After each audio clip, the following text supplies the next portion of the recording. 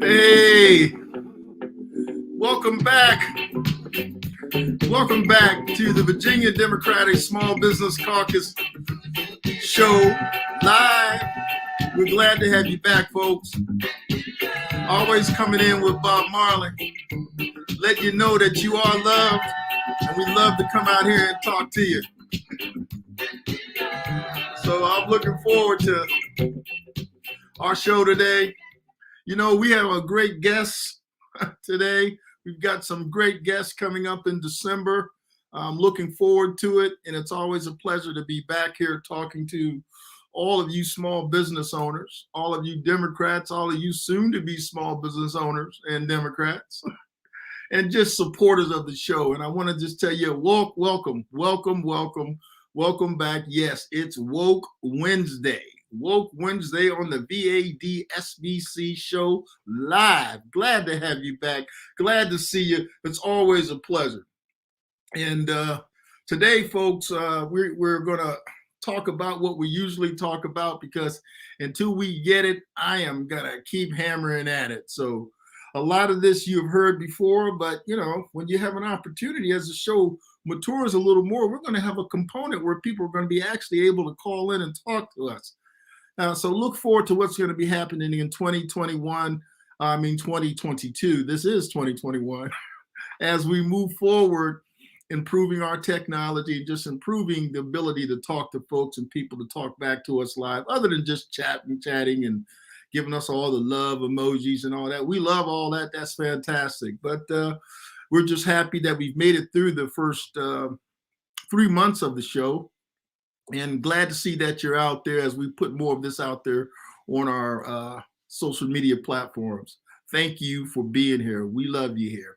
And let me tell you, first thing I want to talk about is my guest co-host, excuse me, and that is Aaron Porcher, who is the interim Louisiana Democratic Party Small Business Caucus chair. And actually, Aaron is going to be traveling. She hasn't been around in the last couple of shows.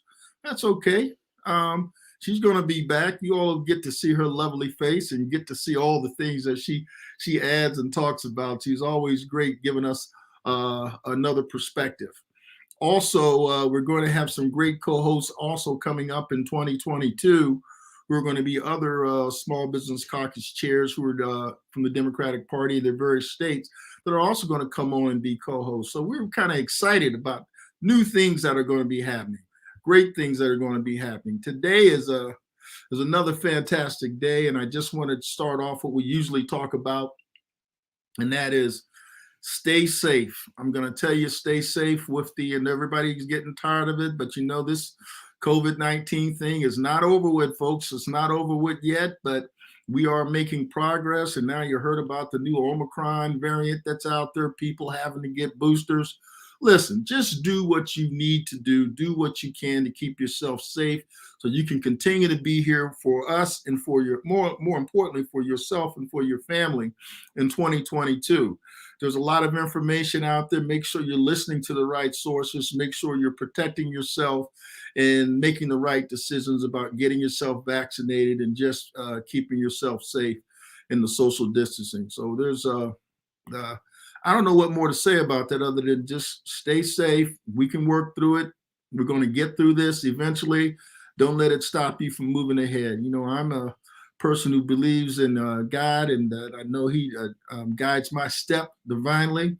If you believe in some sort of greater power, if you don't, if you're just confident in what you do, we've gotten through worse, and we'll get through this too. So folks, keep yourself protected. You know, I'm going to go right into talking about, I did promise as far as the vote in Virginia. You know, we've got elections every year, I tell you, in Virginia.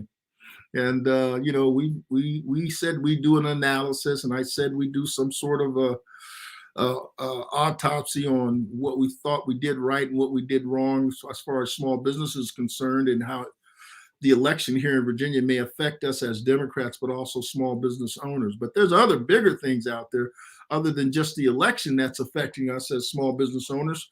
The other thing that's affecting us is other things that are a little bit beyond our control.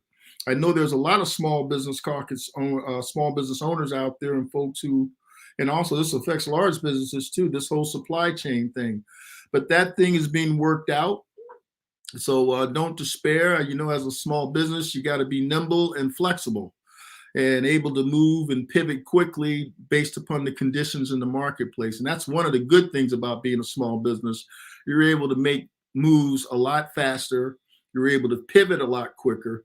So just keep on doing what you need to do so you're surviving out here in this marketplace and taking advantage of the various programs that have been put out there. The Democrats were able to put out there 1.2 trillion in the American Rescue Plan that helps a lot of small businesses, which I'll go over again. I talk about that every week. And there's funds that are still available out there to help small businesses that the Democratic administration and the Democratic Congress has made sure that they pass that information, pass those bills, and made that money available to you. But before we go there, I just want to tell you, stay strong, continue to do what you're doing, be encouraged, don't be discouraged. In the state of Virginia, we still have the Senate, and we still have a pretty close numbers in the House of Delegates. We no longer control the statewide offices, but there'll be a new election, and there's also other elections that are coming up for the Senate and for the Congress and other different things. So we're out here trying to get things done on a lot of different levels, in a lot of different platforms, from state level, federal level, and also on your local level. Be encouraged, folks. That's what I tell you. Be encouraged. We're in it for the long run, the long game. We're not here just to worry about what happened one particular time. We need to learn from those lessons and just be able to move ahead as an organization and as Americans who are trying to do the right things that the country needs. So stay with it. So I'm going to talk to you a little more about my favorite subject. I'm going to bring it up because this is the thing that we really is the main thing that's on the table right now that we really need to understand and need to be a part of. We need to make sure that we're out there doing what we need to do. We need to be activated, and we need to agitate for voting rights. We need to activate and agitate for voting rights, because everything that we do depends on that right to the vote in a democracy. So getting voting rights in place and getting the bills that are out there that the House of Representatives has passed, and getting the bill that's in the Senate passed and getting it to the president's desk is all important. That is what we need to get accomplished, because from there, we're going to be able to have the right to elect the people who have the ideas, who have the policies that we need going forward to make sure that we're living a better life here in this country, and that everybody has an opportunity to go as far as their God-given talents will take them. So don't be discouraged. We're going to keep working. And as we know, I want to start off first by talking about the John Lewis Voting Rights Advancement Act, which is H.R. 1. And that act basically tells us that we need to get pre-clearance put back in place, which was taken away in 2013 by the Supreme Court. But the good news about that is, even though the pre-clearance was taken away in 2013, they left the door open to saying, well, if you don't think it's true and you don't think there's any problem with voting and everybody having a free opportunity to have unfettered access to the polls, then pass another bill. And guess what? That is exactly what this bill is. It is like, nope, things are not going right. There's a lot of voter suppression. There's more than 443 bills, 400 bills across 43 states. Some states have passed it, all things that are stopping people from being able to vote. And being able to vote, as I said, is like oxygen to a democracy.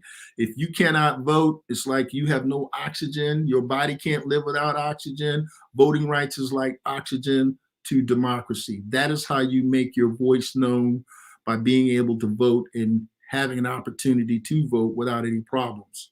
So the other thing that we know I talk about too is also is the H.R. 1, which is the For the People Act, which even expands voting rights even more so.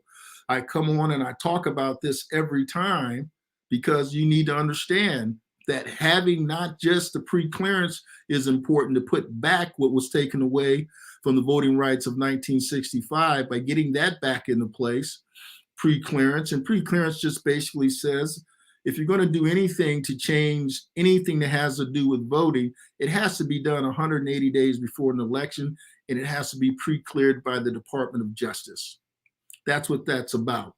And HR 1 goes even further to expand those things: access to voting, automatic same-day registration, 2 weeks of early voting, banning purging of voting rolls, those sort of things, election security, granting states the resources to replace voting machines, and processes to include auditing and securing votes. These things are all important that we need to get done. So voting rights is what you need to get activated and agitate who you need to agitate out there. And you can do that by our call to action. And the call to action for this week is the same that it was last week. Call your senator, call your representative, basically call your congressperson and say, I need you to get voting rights legislation passed, because the voting right legislation is going to make it an even field and an equal field across all 50 states. No states, because as it is right now, there's a patchwork of different states, excuse me, passing different voting right laws or voting right suppression laws, and they're all different in different states, but they all amount to the same thing, making it harder for people to vote. Once the federal legislation is passed, then that is what is important for everyone to know. These are the rules of the game. Everybody has to play by these rules across all 50 states.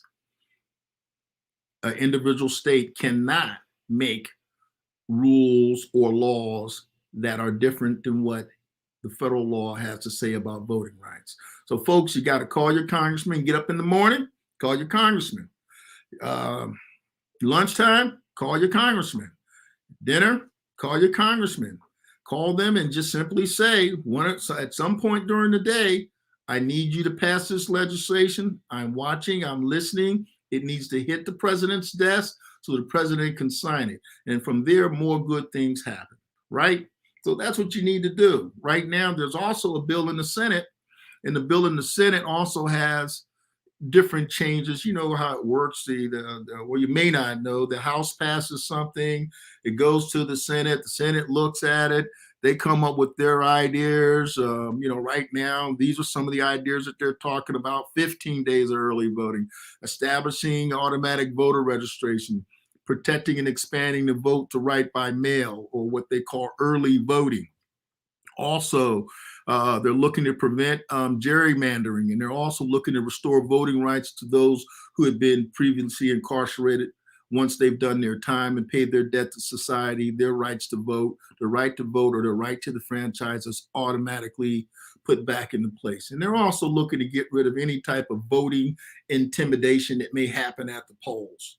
So call your congressman, get activated, get other people agitated, and do the call to action at a minimum by contacting your congressperson, male or female, your congressman, your congresswoman, and tell them, you got to get this voting rights stuff passed, because that's what we need in order to get things done to make it fair for all people in the country and for us to have that more perfect union. And yes, we can chew gum and walk at the same time. There are other issues out there, but when we talk about some of those other issues, and that can go from social justice issues that are on the board with the George Floyd bill that's out there, to also talking about the reform of the police departments and making sure people are all treated fairly across all states regarding the police department. Also, you're talking about the rights for people to have choice and women to have choice in what they do with their bodies, because we all know today is a big day in the Supreme Court that's going on right now, something that could possibly take away women's right to choose on what they can do with their bodies. But guess what? That has to be protected through voting, through people who are supporting the sort of things that we believe in as Democrats and as Americans that we ought to have in place. When it comes to small business issues, better better opportunities for small business to have access to federal funds, better opportunities for small businesses to be able to have an even playing field so that they can compete. All these sort of things happen through policies and laws that get passed, and all of that starts with voting for the right people who will take those policies forward. So if you don't have voting rights, you can't do any of the other things I just named. So we need to be able to make sure that the voting rights get into place. So there we are, voting rights. Leaving you again, call to action is call your congressperson. Saying it again, let them know you're watching. Let them know that you want to see that legislation hit the desk of the president so that can be signed. I'll slow down on that for a moment now, but I'm going to come back to it later because that's what we need to get done. Well, let's talk a little bit more about small businesses as we do every week before we bring on a fantastic guest. And we have a fantastic gentleman who we're going to bring on as our special guest who's been out there fighting a good fight for a long time. So pretty soon you won't have to hear me talk as much because, you know, Erin will be back. She'll be kicking in, saying the things she wants to say, and the guest will be on talking. You don't have to hear and listen to my talking head, right? So I'm just happy to be able to talk to you, but I like to hear people talk back to me too. That's why we have guests who talk about what they want to talk about. But listen, let's let you know, we're going to go back and talk a little bit about, as I said earlier, with the American Rescue Plan. The American Rescue Plan is out there, and that's a great thing. We got that. That is a law that has been signed. As I try to do my technology as I'm talking to you, that law has been signed. And the American Rescue Plan has been a great plan that's helped a lot of small businesses, basically providing paycheck protection program, which was grants and money that would be paid back at a later date. They've had the economic injury disaster loans, which are still out there. There's literally billions of dollars that are still out there for small businesses to apply for in order for them to scale their business and to do more things. I think those loans start as little as $10,000 and they go up to $5 million with at least a 20-year or more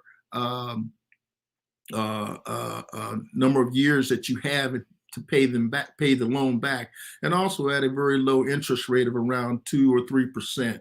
So this is a good thing for small businesses to have, just to make it through the hard times in order to continue to scale their business and to maintain themselves. You can see all of that with the Small Business Administration if you go to their website, sba.gov, and you can see all these things that are out there in the American Rescue Plan.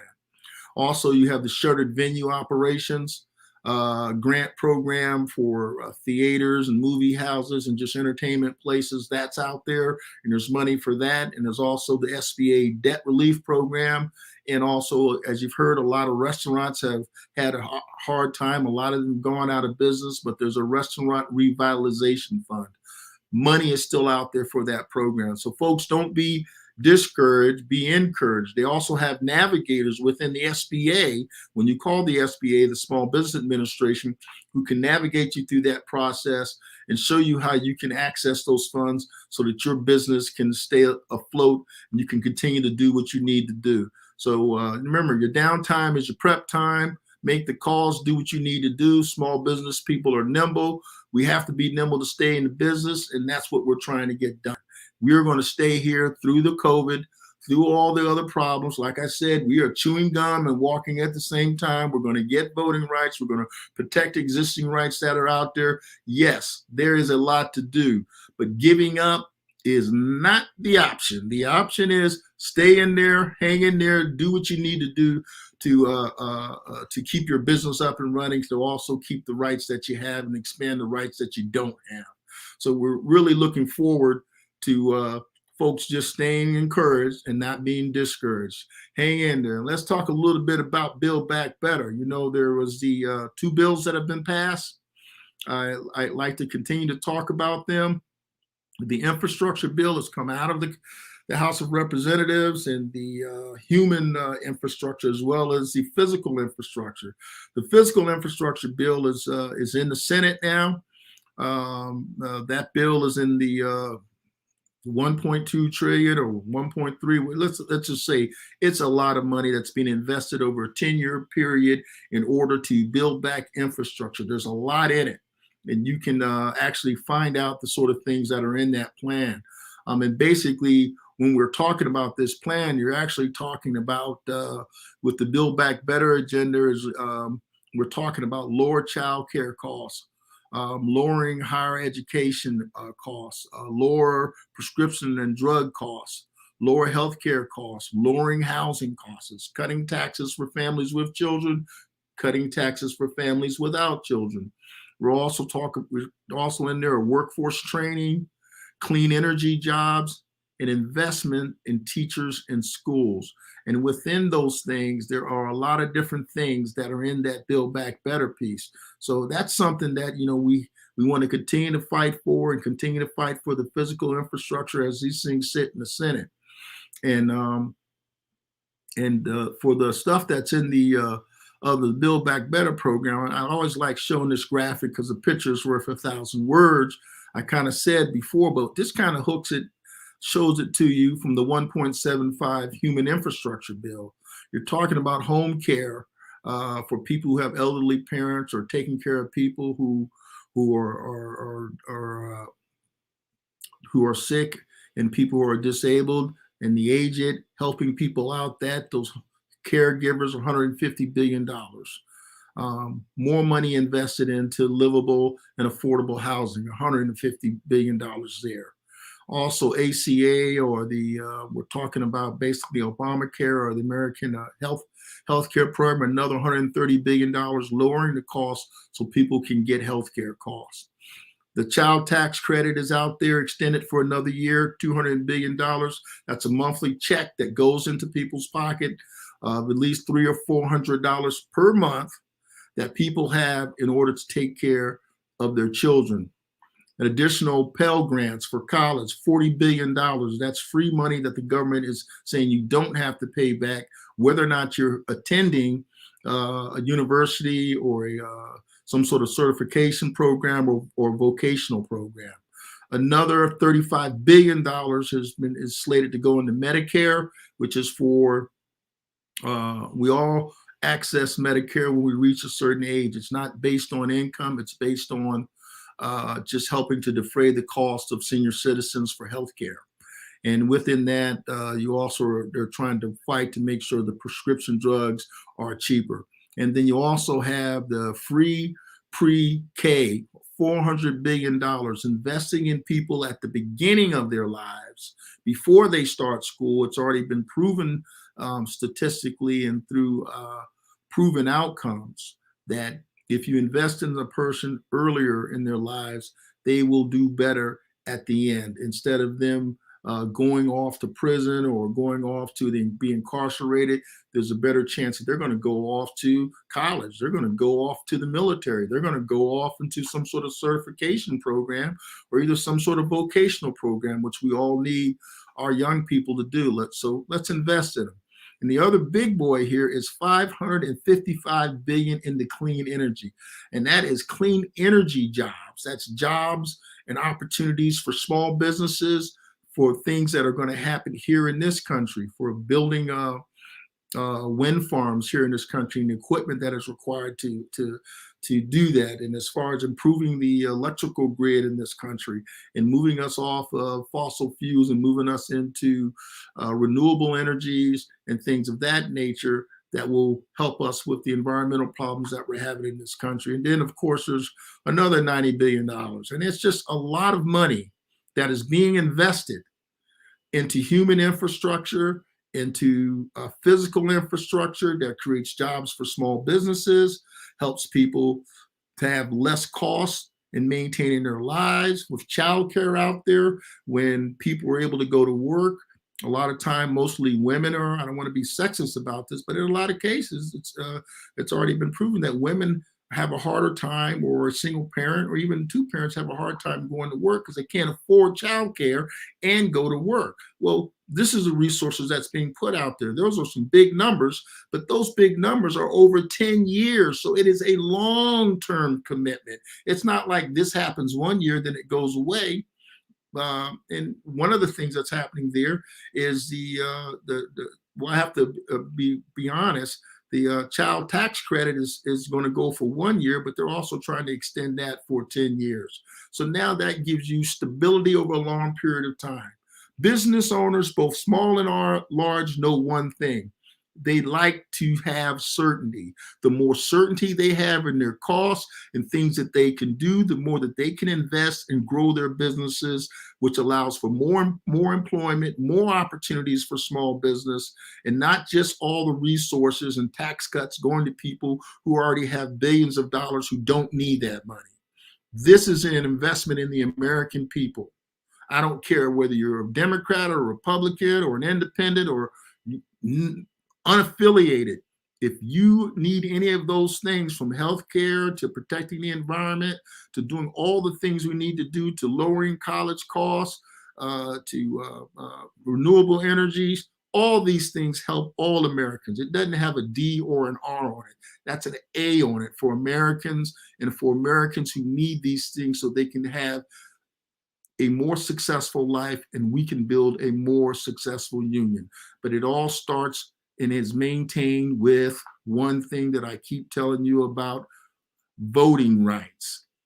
All important. Voting rights is what buttresses all of those things so that you and American people can have the things that we need. So I'm going to stop talking for a minute. It's time to bring on our guests.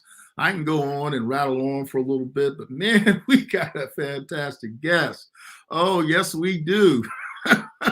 Let me tell you a little bit about our guest that we have coming up. A very interesting gentleman, a small business owner, and a great Democrat. Let me go ahead and tell you a little bit about him. His name is Gil Davenport. Gil Davenport, his background is amazing from a technical standpoint, and also what he's been doing as a community activist. He was been in the forefront of really two remarkable technologies that have been able to help both businesses large and small. And to give you a little more background on it, in 1976, he joined a company that some people who, if they're kind of gray beards like myself and our guests, called Docutel. And they were the inventors of the first practical ATM machine. Now, we all know about ATM machines, which stands for automatic teller machine, where everything's automatic teller machines, whether you get money from the bank or you're in a grocery store.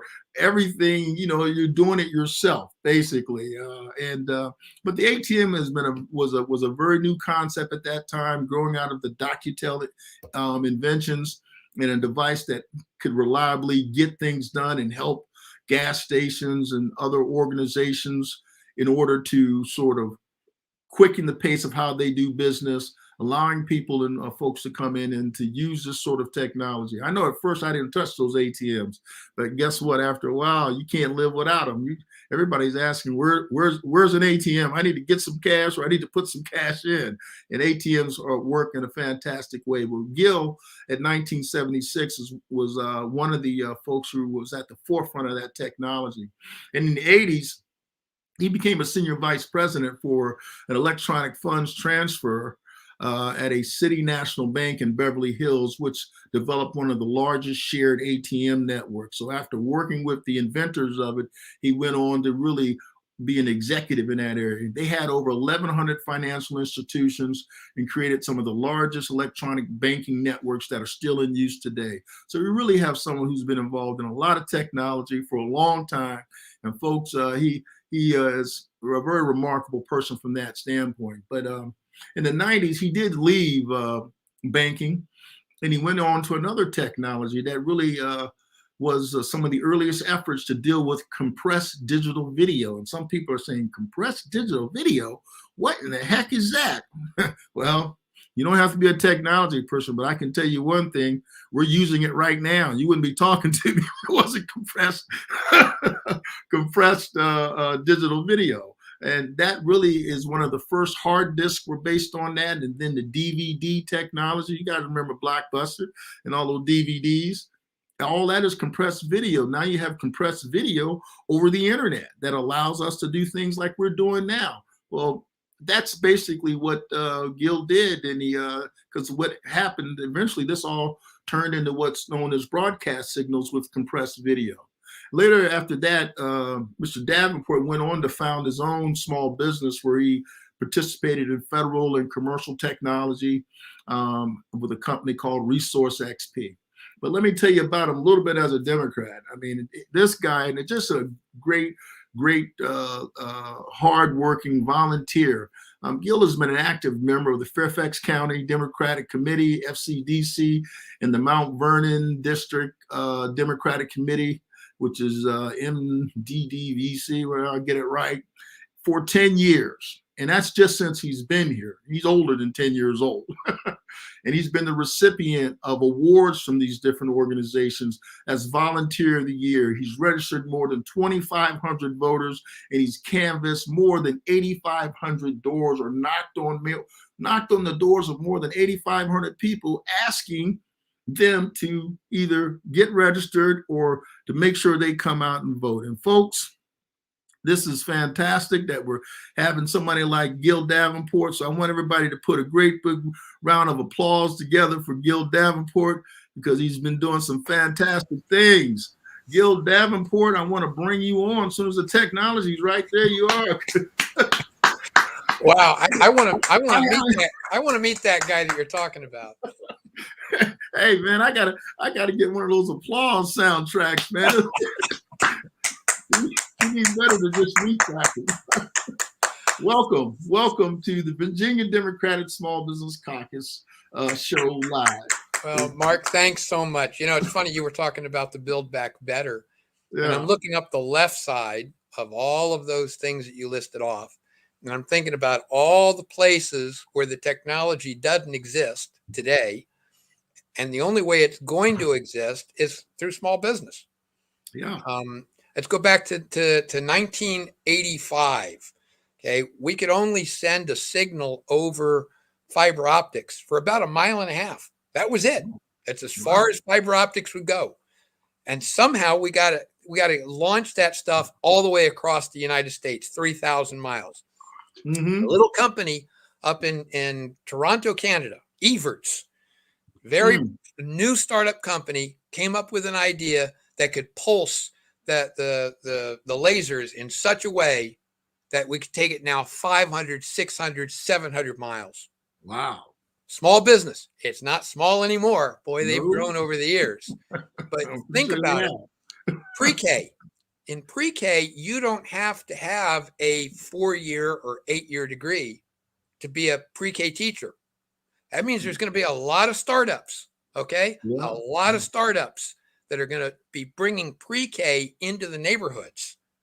And those startups aren't going to be the big corporations. Yeah, so when you're saying when those startup funds get out there, in order to bring pre-K to every child in this country, a lot of that you're saying is going to be happening over technology through broadband and compressed video and all those things, to be able to teach people remotely or either while they're in class. But just the pre-K schools themselves. In California, about 20 years ago, we passed a law that said a pre-K school could only have 10 students per teacher. Start doing the math. Start thinking about how many pre-K schools there are out there.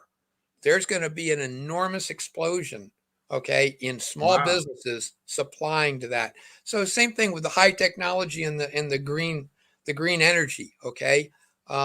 Everything that you listed up that left side has to do with somebody's got to invent stuff. And typically it's not the large corporation that does that. Typically it's the small corporation.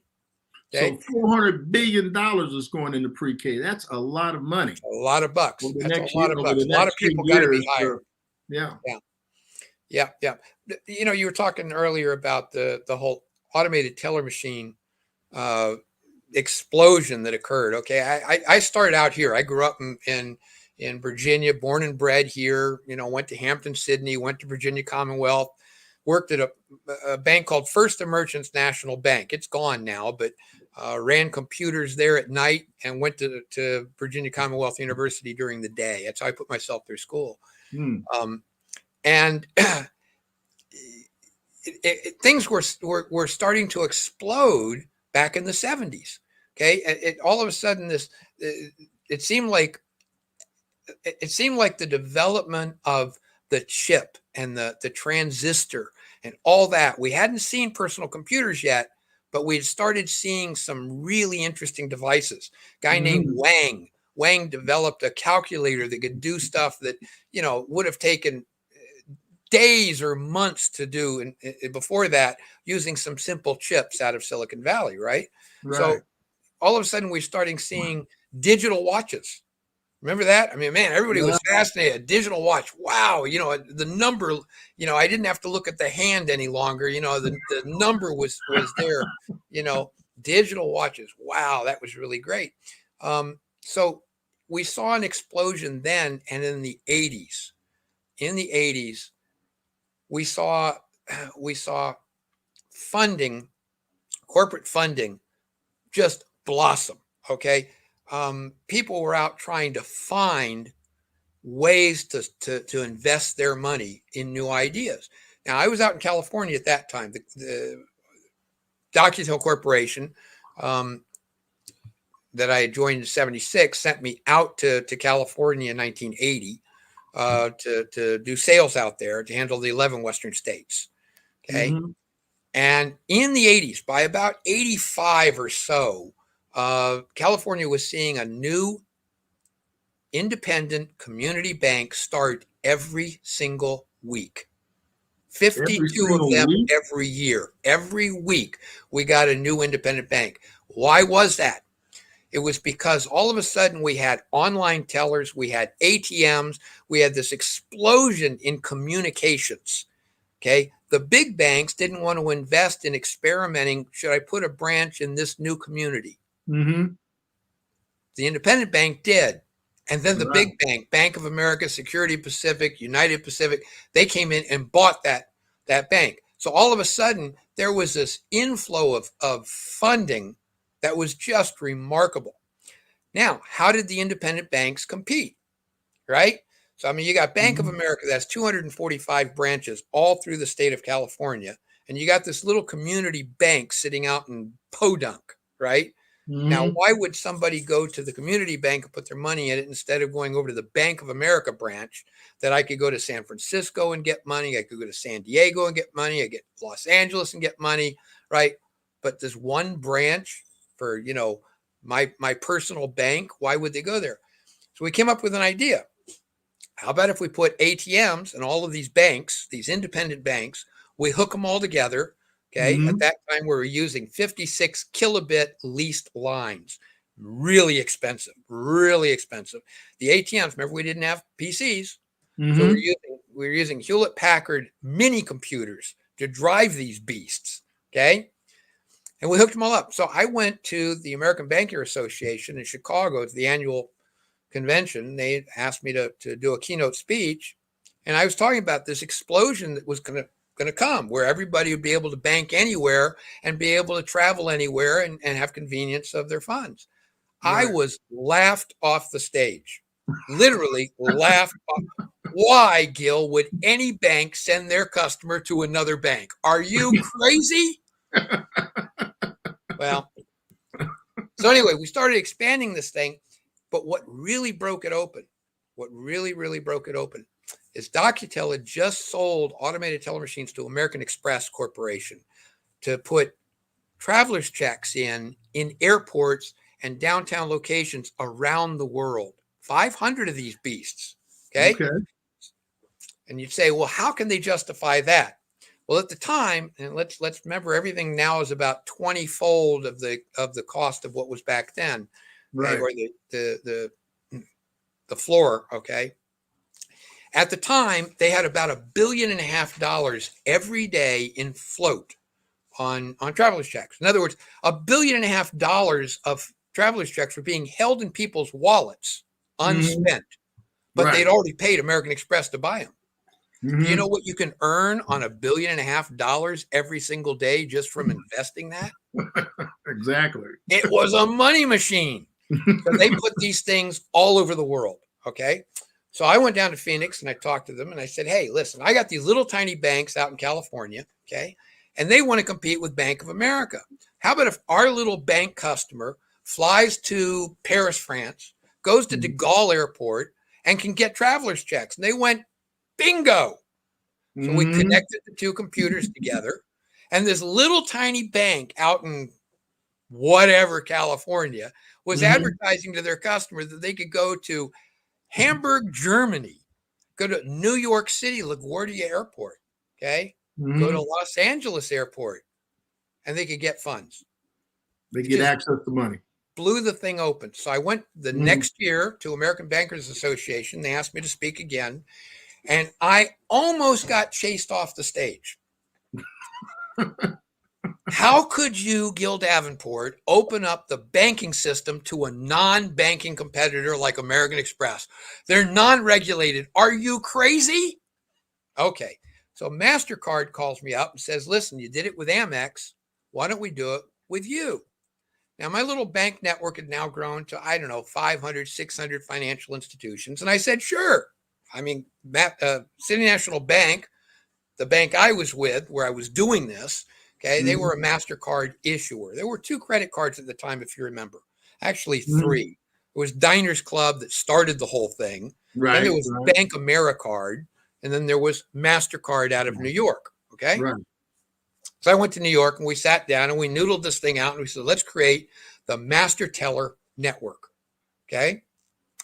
Hook the computers together. All of a sudden, we're bringing in banks all over the United States. We're bringing in my first international one was Banco Nacional de Mexico, okay, down in Mexico. And we were sharing.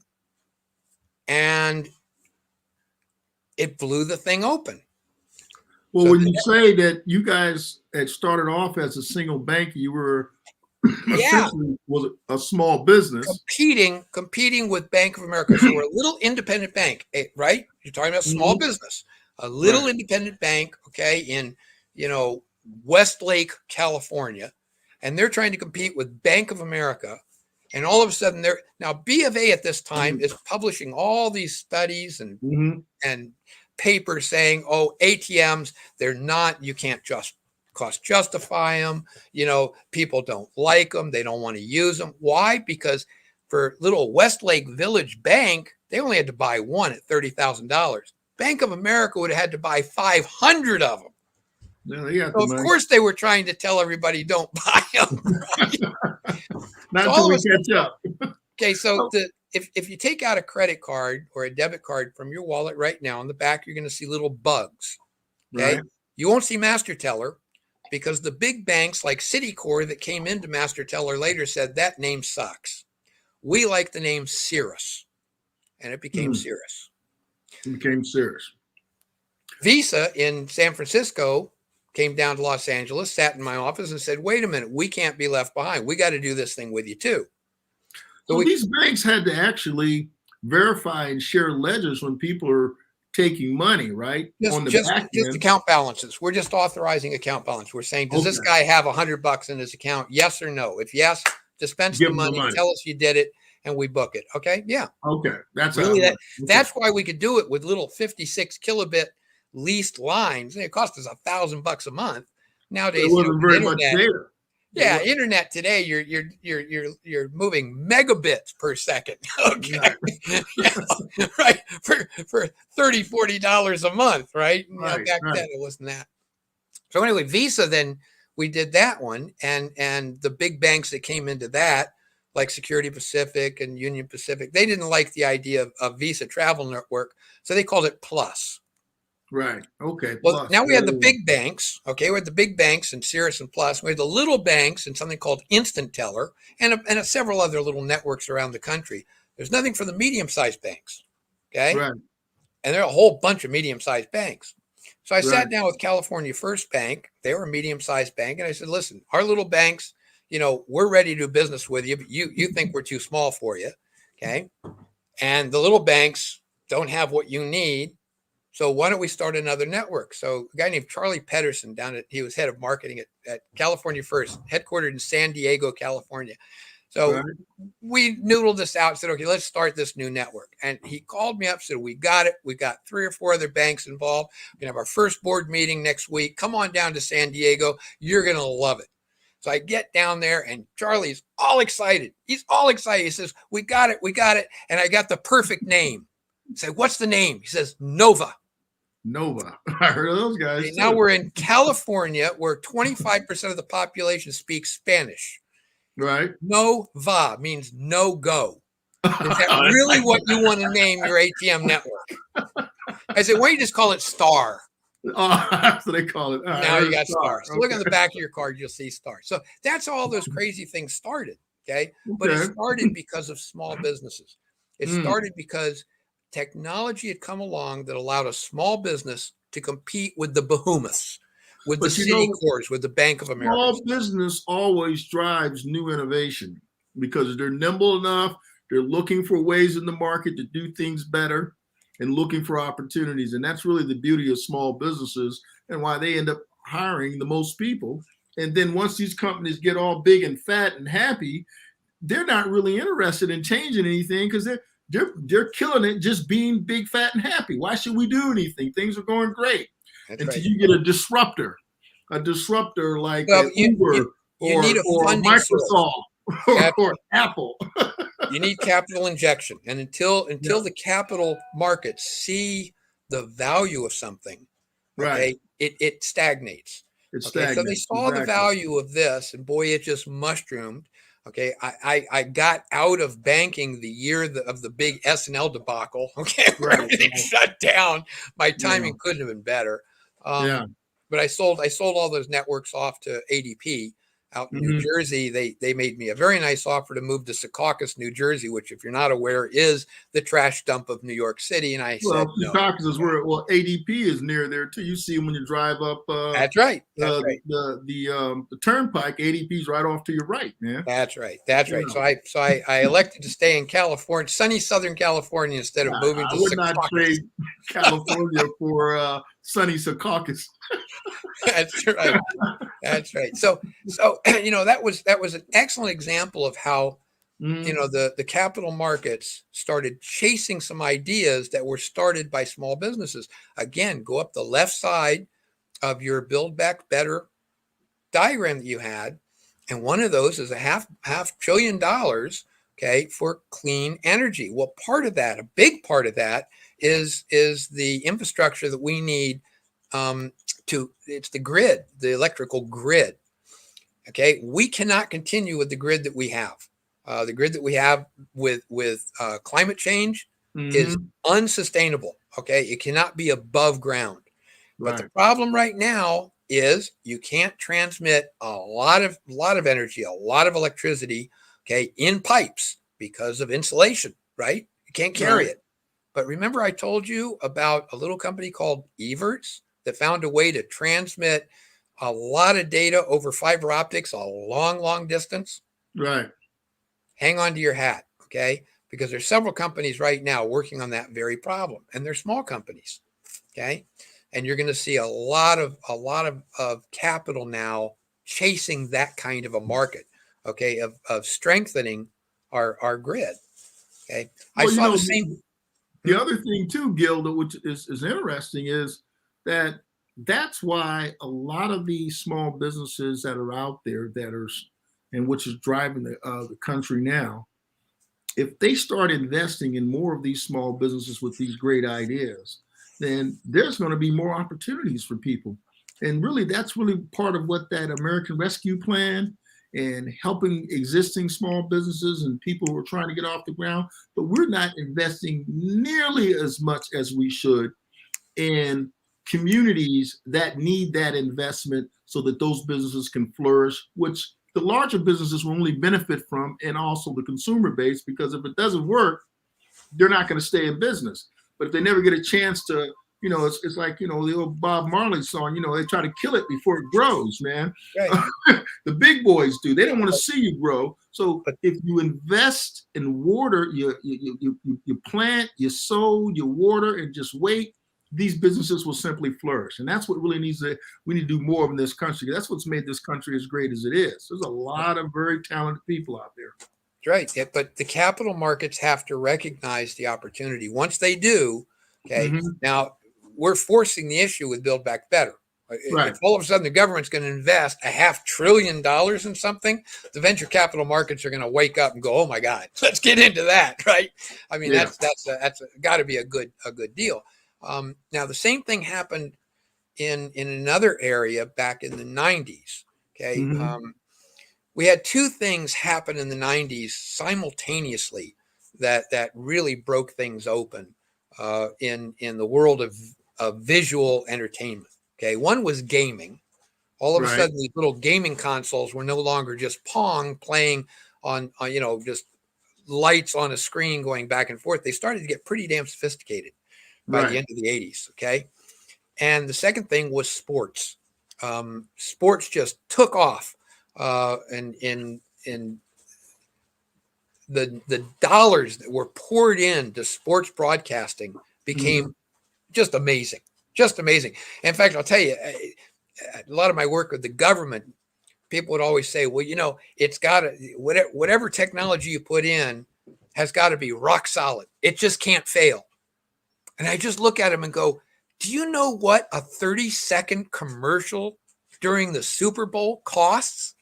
$500,000 or $2.5 million. It can't fail. The technology can't fail. What do you mean the government, there are parts in the private industry that can't fail. Well, in sports, you had this little known company at the time, the Electronic Sports Network, ESPN, would not exist without this technology. Right, up in Connecticut. Now, herein lies the problem, okay? Is ESPN is starting to come out. Fox starts to start getting up a lot of these contracts now for broadcasting different sports. All of a sudden, Monday Night Football, okay? Monday Night Football just blew things open, right? So there was this enormous market, and there was capital because people were willing to buy commercials, right? But the problem was in standard definition tube television, you couldn't see much, right?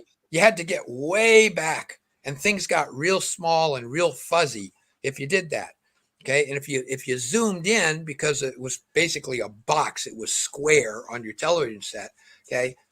You couldn't see, where did the ball get passed? Right. So it drove this new technology called HD broadcast, HD television, which couldn't exist. Yeah. It couldn't exist without digital.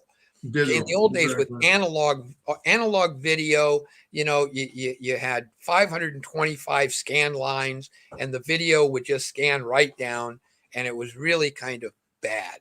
But it was satisfactory enough for most of us to see things, okay? Well, all of us technology geeks like yourself and myself, and I'm sure a lot of folks who are into that understand all that. I'm going to pivot for a second because I want you to talk a little bit about how you came from California. I mentioned how you've been active over the past 10 years with the Fairfax County Democratic Committee and the Mount Vernon District Democratic Committee, knocked all these doors, over 8,500 doors, asking people, to come out and vote and register, and over, 2,500 new folks to vote. How did you get into that? Tell me about that. Well, I met a really cute girl out in California that agreed to marry me and move back here. She immigrated from Mexico. Okay. She's only been a citizen for about 12 years. It took us a long time and cost a lot of money to get citizenship for her and her kids. And we came back here. Now, California is so blue. It is so incredibly blue that during any election, you never saw a yard sign. You never saw a television ad. You never saw anything. Okay. We get back here right when Obama is running the first time, and man, it's everywhere. And she was fascinated. So we start getting a little involved and start joining the local Democratic committees. And then we've discovered there's a lot of organizations in Virginia that really specialize in expanding the reach. Okay. There's a group called New Virginia up in Alexandria, they're in Richmond, and they're in Norfolk. They work with communities that are forgotten about. Okay. And that was right up our alley. Maritza, my wife's Spanish is her native language. It is pretty good for me when I drink enough tequila, but I can register somebody to vote in Spanish. Let's put it that way. I can't do much else, but I can do that. So we started getting involved in some of this, Right. and trying to make a little bit of a difference. Okay, Maritza takes her citizenship incredibly strongly. She's been the chief election officer now for 22 elections. Okay. 22 elections. 22 Wow. elections. Yeah. And I work for her each one of those times. So, it's the ongoing joke that she's my jefa during those days. El Jefe. Which is kind of, La yeah, Jefe. yeah. But anyway, so we got involved, and the more we get involved, the more opportunities we find.